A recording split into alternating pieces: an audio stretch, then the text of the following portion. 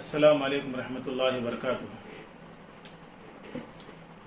مسئلہ نمبر 1، جو حضرات رمضان المبارک میں دائمی بیماری کی وجہ سے یا اور کچھ مجبوری کی وجہ سے تو روزہ نہیں رکھ سکتے ہیں، وہ رمضان میں فدیہ ادا کرے، اس کو روزے کا فدیہ ادا کرے۔ اس لیے جس طرح نماز فرض ہے، نماز چھوٹنے پر اس کی قضا ہے، اسی طرح روزہ بھی فرض ہے، اس کے چھوٹنے پر اس کی قضا بھی ہے۔ جب آدمی قضا نہیں کر سکتا ہے روزے کی، اس کا فدیہ ادا کرے، مستحقین تک اس کو مال کو پہنچا دے، مستحقین کو 30 دن کے جتنے اس کے فدیے ہوتے ہیں اس کو ادا کر کر اس کی رقم جمع کر کر کسی عربی مدارس میں جمع کرے۔ اس کی ترکیب یہ ہے کہ کتنی چیزیں فدیے میں دے سکتے ہیں یا عید الفطر کے فطرے میں دے سکتے ہیں، دونوں برابر ہیں۔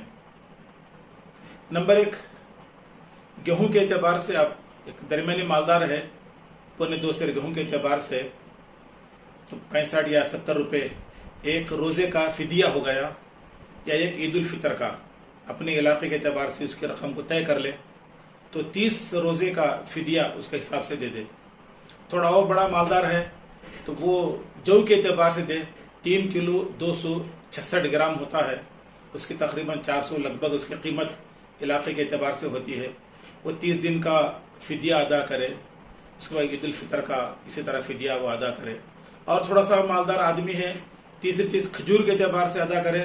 کھجور ایک فدیہ یا ایک فطرہ 3 کلو 266 گرام ہوتا ہے، جس کی لگ بھگ قیمت ہوتی ہے اپنے علاقے کے اعتبار سے 700 یا 800 کی ایک روزے کی گویا فدیے کی قیمت ہوتی ہے۔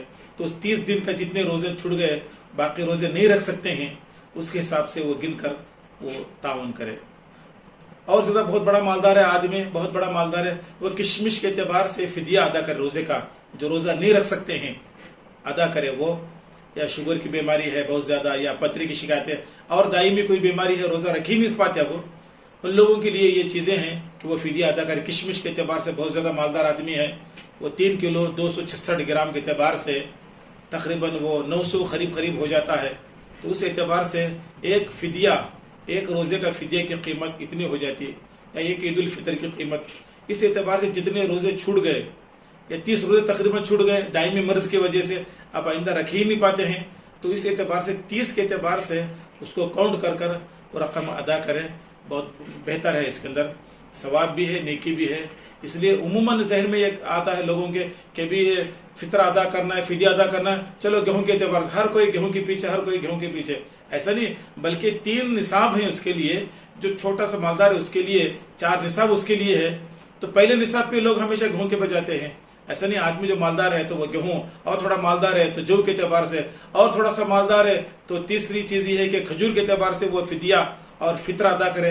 چوتھی بات یہ ہے کہ نصاب یہ ہے کہ وہ اور بہت زیادہ اللہ نے مال و دولت سے اس کو نوازا ہے الحمدللہ، تو وہ کشمش کے اعتبار سے وہ اپنا فدیہ روزے کا یا فطرہ عید الفطر کا وہ ادا کرے۔ اس طریقے کا خیال کرے، ہر کوئی گیہوں کی طرف جا رہا، یہ اچھی بات نہیں ہے۔ اہل ثروت صاحب نصاب جو حضرات ہیں، اللہ تعالیٰ ان کے روزی میں، دولت میں برکت عطا فرمائے، ترقی عطا فرمائے۔ اس طریقے سے انشاءاللہ نکالیں گے تو اللہ کے پاس ہمارا عمل مقبول ہوگا۔